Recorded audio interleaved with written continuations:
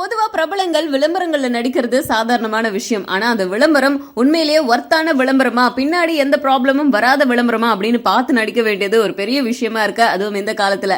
இதுக்கு முன்னாடி ஒரு காஃபி அட்வர்டைஸ்மெண்ட்ல நம்ம அஜித் வந்து நடிச்சாரு. அதுக்கப்புறம் வந்து எந்த விளம்பரங்களையும் அவரை பார்க்க முடியாம போயிடுச்சு. அவர் அதுக்கு ஒரு காரணம் சொல்லியிருந்தாரு. நான் நடிக்கிற விளம்பரத்துல வர்ற ப்ராடக்ட் தரம் உள்ளதா இல்லையா அப்படிங்கறது தெரியாம நான் நடிக்க கூடாது. நான் நடிக்கிறேன் அப்படிங்கிற ஒரே காரணத்துக்காகவே அந்த ப்ராடக்டை வாங்கி கன்சியூம் பண்ற கன்சியூமர்ஸ்க்கு ஏதாவது ப்ராப்ளம் வந்துருச்சு அப்படின்னா அதுக்கு நானும் பொறுப்பாளியாவேன் அப்படின்னு சொல்லியிருந்தாரு. அந்த மாதிரி தான் நடுவுல வந்து விஜயையும் கலாய்ச்சி விட்டுட்டாங்க. அது என்னன்னா, இதுக்கு முன்னாடி அவரு குளிர்பான விளம்பரம் ஒண்ணுல நடிச்சிருந்தாரு. ஆனா கத்தி திரைப்படத்துல குளிர்பானத்துக்கு எதிராக அவர் பேசின டயலாக்ஸ் எல்லாம் வந்து காமெடி ஆயிடுச்சுன்னு சொல்லிட்டு கலாய்ச்சிட்டு இருந்தாங்க.